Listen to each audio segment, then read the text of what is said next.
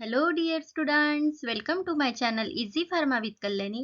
आज के हमारे इस वीडियो में हम देखने वाले हैं पार्किंसंस डिसीज और एंटी पार्किंसंस ड्रग। इस वीडियो में हम कवर करने वाले हैं introduction, causes, symptoms, stages of Parkinson, classification, mechanism of action, side effect, pathophysiology and difference between the Alzheimer and the Parkinson's disease.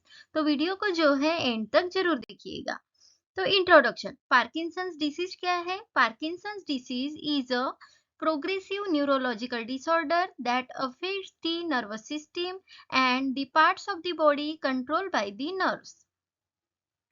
ये जो है न्यूरोलॉजिकल डिसऑर्डर है जो नर्वस सिस्टम को अफेक्ट करता है और नर्वस सिस्टम के ऐसे पार्ट्स को जो बॉडी को कंट्रोल करती है, नर्व्स।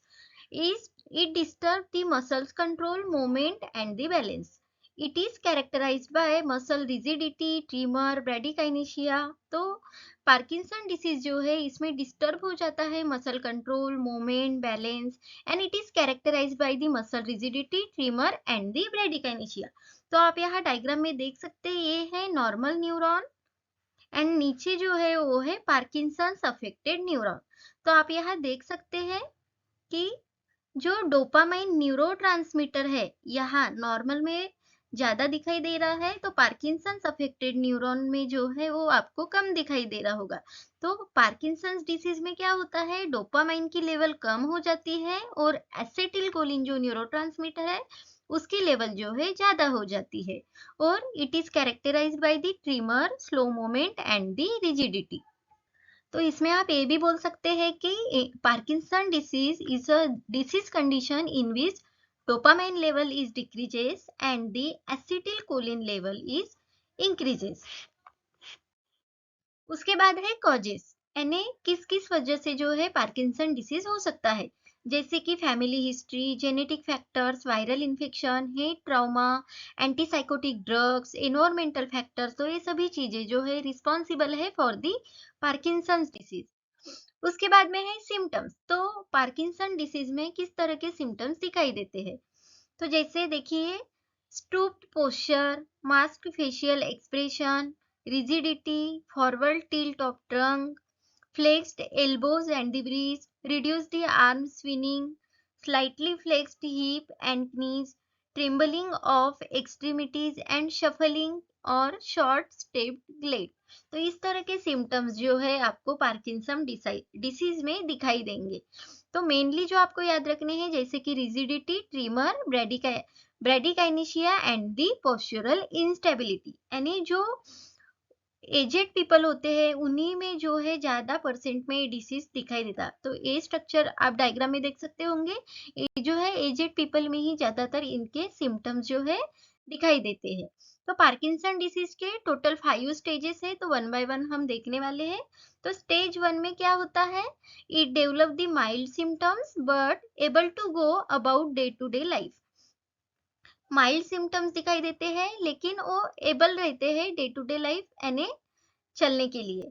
स्टेज 2 में क्या होता है, symptoms such as a tremors and stiffness beginning to worsen, may develop poor posture और हैव अ ट्रबल वॉकिंग, यानी चलने के लिए जो है उनको दिक्कत आती है। इन थर्ड स्टेज में क्या होता है, movement begins to slow down, loss of balance, यानी उनका बैलेंस जो है वो बैलेंस नहीं कर पाते, उनको जैसे डायग्राम में देख सकते हैं को किसी ना किसी चीज की जो है जरूरत पड़ती है चलने के लिए। और स्टेज 4 में जो है symptoms are severe and cause significant issue with day to day living, unable to live alone and will need care। तो उसमें भी जो है वो पर्सन अकेले नहीं चल सकते, उनको दूसरों की जरूरत होती है या कुछ जो अप्लायंस की जरूरत से वो जो है चल सकते हैं। And in stage 5 walking or standing may be impossible at this point, people at this stage are often confined to wheelchair or the bed। या इन स्टेप 5 में क्या होता है, तो जो पार्किंसन डिसीज वाला पेशेंट है वो अनेबल हो जाता है खड़ा रहने के लिए, बैठने के लिए, या तो उसे बेड रेस्ट यानी व्हील चेयर हम प्रोवाइड करके वहां उसको रख सकते हैं या फिर डायरेक्ट बेड रेस्ट। तो ये हो गए stages of the Parkinson disease. उसके बाद में है क्लासिफिकेशन, यानी एंटी पार्किंसनियन ड्रग, कौन से ड्रग हम पार्किंसंस में यूज कर सकते हैं? अगर आपको डिफाइन बोला गया है एंटी पार्किंसनियन ड्रग, तो आपको ये बताना है the drug which are used in the treatment of Parkinson's disease is called as the anti parkinsonian drug. तो इसमें जो है हमने पहले देखा था कि डोपामाइन की लेवल जो है वो कम हो गई है और कोलिनर्जिक एसिटिल कोलिन की लेवल जो है ज्यादा हो गई है। तो ज्यादा हो गई है तो उसके अगेंस्ट वाले ड्रग यूज करेंगे, और जो कम हुए हैं तो उसको एगोनिस्ट यानी उसके जैसे ही ड्रग हम जो है यहाँ यूज करते हैं। तो एंटी पार्किंसोनियन ड्रग को बेसिकली मेन टू कैटेगरीज में क्लासिफाई किया गया है, drug affecting brain dopaminergic system and the drug affecting brain cholinergic system. तो देखिए, डोपामिनर्जिक सिस्टम में जो है सब 6 टाइप्स है, जैसे कि dopamine precursor, dopaminergic agonist, peripheral decarboxylase inhibitor, MAO B inhibitor, COMT inhibitor and glutamate that is NMDA receptor agonist. जैसे देखिए, डोपामाइन प्रिकर्सर यानी लियोडोपा एग्जाम्पल है, लियोडोपा। लियोडोपा जो है वो प्रिकर्सर है डोपामाइन का, तो हम लियोडोपा भी देंगे। नेक्स्ट है पेरिफेरल डीकार्बोक्सिलेज इनिबिटर। तो जो डीकार्बोक्सिलेज नाम का एंजाइम है उसको इनिबिट होने वाले हम ड्रग यूज करेंगे, क्योंकि वो रिस्पॉन्सिबल होता है डिस्ट्रक्शन ऑफ डोपामाइन के लिए। तो उसमें आते हैं carbidopa and the benserazide. Peripheral decarboxylase inhibitor example carbidopa and the benserazide. उसके बाद में है डोपामिनर्जिक एगोनिस्ट यानी डोपामाइन जैसे काम करने वाले, तो उसमें आते हैं ब्रोमोकिप्टिन, प्रोपिनिरोल एंड दी प्रामिपेक्सोल। उसके बाद में है MAO B inhibitor, monoamine oxidase B. तो मोनोअमाइन ऑक्सीडेज ए भी होता है और बी भी होता है। तो यहाँ जो है माओ बी इनिबिटर क्यों यूज कर रहे हैं, क्योंकि ये जो है डोपामाइन का ऑक्सीडेशन करते हैं एंजाइम्स माओ बी, इसीलिए हम माओ बी इनिबिटर देते हैं। तो जिसमें एग्जाम्पल आते हैं सेलेजिलिन, रैसाजिलिन, जिलिन जिलिन वाले, तो ये भी आपको जो है याद रखना है। उसके बाद है COMT इनिबिटर्स। तो ये भी जो एंजाइम है वो डोपामाइन का डिस्ट्रक्शन करता है, तो इसीलिए हम COMT इनिबिटर्स देते हैं। तो उसके एग्जाम्पल में आते हैं एंटाकापोन, एंटाकापोन एंड दी टोल्कापोन। तो कापोन कापोन वाले जो सफिक्स वाले ड्रग है वो आते हैं COMT इनिबिटर में।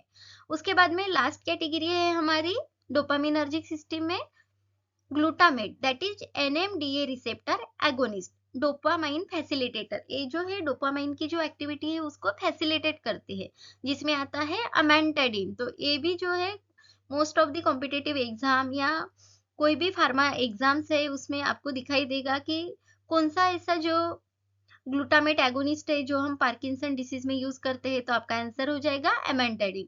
बाद में आती है हमारी cholinergic system, drug affecting brain cholinergic system में मेन 2 टाइप्स है, जिसमें हम सेंट्रल एंटीकोलिनर्जिक्स देते हैं और एंटी हिस्टामिनिक्स देते हैं। तो सेंट्रल एंटीकोलिनर्जिक्स में आते हैं हमारे ट्राइहेक्सिफेनिडिल, प्रोसाइक्लिडिन एंड दी बाइपेरिडिन, और एंटी हिस्टामिनिक्स में आते हैं ऑर्फेनाड्रिन एंड दी प्रोमिथाजिन। तो ये हो गया हमारा classification of anti parkinsonian drug जो हम पार्किंसन डिसीज में यूज करते हैं। उसके बाद में है मैकेनिज्म ऑफ एक्शन। तो आप यहाँ देख सकते हैं एल डोपा का जो है कन्वर्जन हुआ है डोपामाइन में। ये जो है ब्रेन के बाहर की सिचुएशन है, और ब्लड ब्रेन बैरियर को जो है एल डोपा क्रॉस करता है और ब्रेन में जाके एल डोपा का कन्वर्जन होता है डोपामाइन में। और इस तरह से जो है पोस्ट सिनेप्टिक से डोपामाइन जो है प्री सिनेप्टिक से प्रोस्ट सिनेप्टिक में एंटर होके अपनी एक्टिविटी दिखाता है रिसेप्टर्स के साथ बाइंड होने के बाद।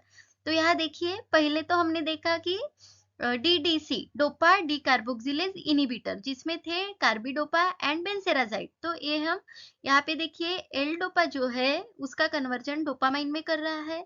अगर यहाँ डोपामाइन फॉर्म हुआ तो यहाँ जो है वो डिस्ट्रक्ट हो जाएंगे, ब्रेन तक डोपामाइन नहीं जा सकेगा। तो इसीलिए जो है हम डोपा डीकार्बोक्सिलेज इनिबिट देते हैं, जिन्हें यानी कि वो ब्रेन के बाहर जो है एल डोपा का कन्वर्जन डोपामाइन में ना हो। तो यहाँ देखिए डोपा डिकार्बोक्सिलेज इनहिबिटर जो है block the conversion of levodopa to dopamine outside the nervous system, making it completely available for use in the brain. यानी यहाँ उसका डिस्ट्रक्शन न होते हुए उसको जो है ब्रेन में अवेलेबल करने का काम होता है डोपा डिकार्बोक्सिलेज इनहिबिटर ड्रग का, जैसे कि कार्बिडोपा एंड दी बेंसेराजाइड। सेम वैसा ही जो है COMT क्या है, कैटेकोल ओ मिथिल ट्रांसफरेज एंजाइम, सेम है। यहाँ पे जो है एल्डोपा का जो कन्वर्जन है 3-OMD में किया जाएगा, यानी कि ओ मिथिल ट्रांसफरेज में। तो यहाँ पे जो है डोपामाइन एल्डोपा जो है वो कम हो जाएगा, ब्रेन में नहीं जा पाएगा, तो हम जो है COMT जैसे कि टोल्कापेन एंड एंटाल्कापोन जैसे ड्रग देते हैं, जो है COMT इनहिबिटर। उसके बाद में हमने कैटेगरी देखी थी माओ बी इनहिबिटर। तो देखिए माओ बी इनहिबिटर क्या करते हैं, तो हमारा जो डोपामाइन है उसका ऑक्सीडेशन करते हैं। अगर डोपामाइन का ऑक्सीडेशन हो गया तो डोपामाइन जो है वो डिस्ट्रक्ट हो जाएंगे और यहाँ अवेलेबल नहीं रहेंगे। तो इसीलिए जो है हम माओ बी इनहिबिटर देते हैं, जैसे कि एग्जांपल सेलेजिलिन, रैसाजिलिन एंड सेफिनामाइड। और COMT तो हमने ब्रेन के बाहर और ब्रेन के अंदर, जैसे कि टोल्कापोन, तो ये देख ही लिया है। उसके बाद में आता है डोपामाइन एगोनिस्ट। डोपामाइन जैसे वर्क करने वाले उसे बोला जाता है डोपामाइन एगोनिस्ट, सेम जो है एक्टिविटी दिखाने वाले। तो जैसे एग्जांपल आते हैं ब्रोमोक्रिप्टिन, प्रोपिनिरोल, प्रेमीपेक्सोल। तो ये है डोपामाइन, जो डोपामाइन रिसेप्टर है उसके साथ बाइंड करके वो एक्टिविटी दिखाते हैं, तो डोपामाइन के लेवल इंक्रीज ही करेंगे। तो ये थी हमारी मैकेनिज्म। तो ये था pre synaptic terminal form of substantia nigra and post synaptic terminal in the striatum. तो जिसमें जो है डोपामाइन का ट्रांसफर हो रहा है। डोपामाइन क्या है, न्यूरोट्रांसमीटर है, जो कि प्री से पोस्ट सिनेप्टिक में जो है ट्रांसफर हो रहा है और उसकी जो डिक्रीज लेवल है उसको वो इंक्रीज कर रहा है। तो ये थी हमारी मैकेनिज्म ऑफ एक्शन, बहुत ही सिंपल है।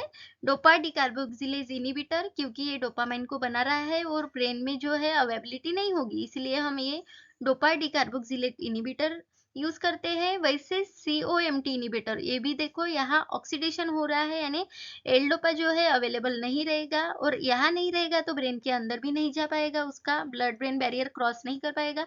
तो ये इसलिए जो है हम COMT इनहिबिटर देते हैं। माओ बी इनहिबिटर जो है डोपामाइन का ऑक्सीडेशन करते हैं, इसलिए हम माओ बी इनहिबिटर देते हैं। और लास्ट में था हमारा डोपामाइन एगोनिस्ट, यानी सेम एक्टिविटी देंगे डोपामाइन जैसी, डोपामाइन रिसेप्टर के साथ बाइंड होने के बाद, तो इसीलिए जो है हम डोपामाइन एगोनिस्ट यूज कर सकते हैं। तो ये थी हमारी mechanism of action of anti parkinsonian drug.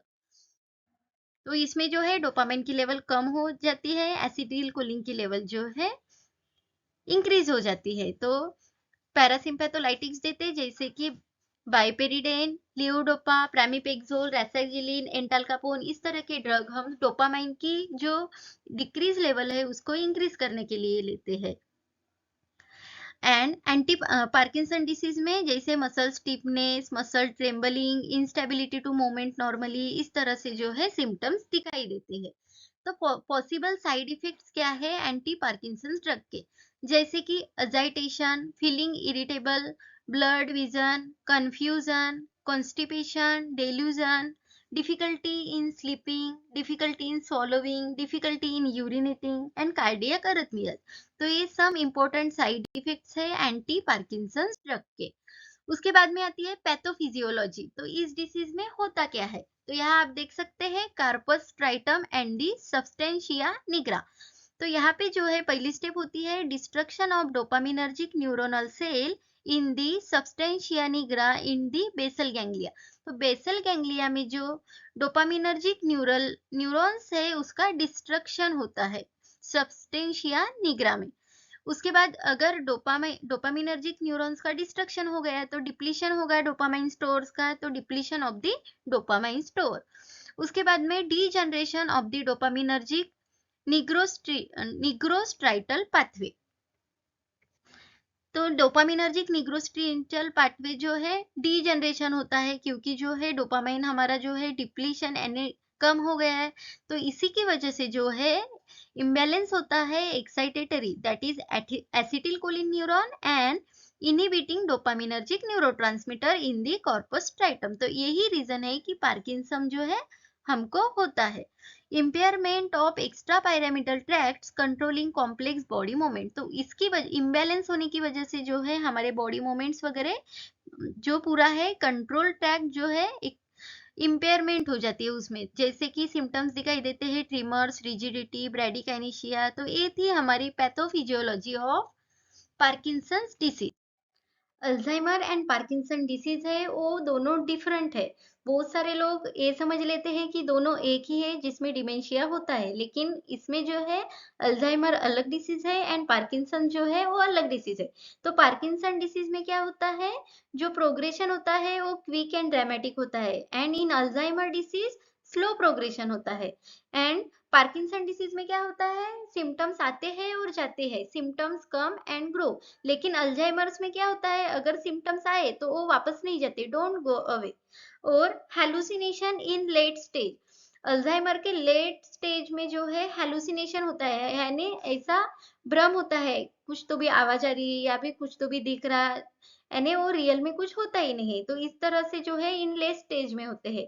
लेकिन इन पार्किंसन डिसीज में क्या होता है, hallucinations usually caused by medicine for Parkinson's. हम जो पार्किंसन डिसीज के लिए मेडिसिन ले रहे हैं उसकी वजह से जो है यहाँ हेलुसिनेशन होता है इन पार्किंसन डिसीज। तो ये डिफरेंस है in Parkinson's and the Alzheimer disease में। हमने पूरा का पूरा जो है पार्किंसन डिसीज, उसमें कौन से ड्रग होते हैं, मैकेनिज्म क्या है, पैथोफिजियोलॉजी, कॉजेस, सिम्टम्स कवर किए गए हैं। Thank you for the thank you dear students for watching the video. Video को लाइक करें, दोस्तों के साथ शेयर करें, इंस्टाग्राम पे पेज फॉलो करें ताकि बहुत सारे पोस्ट आपको जो है क्विज पोस्ट देखने को मिलेंगे। टेलीग्राम में जो है पीडीएफ अवेलेबल होती है, तो टेलीग्राम भी आप ज्वाइन कर सकते हैं। Thank you.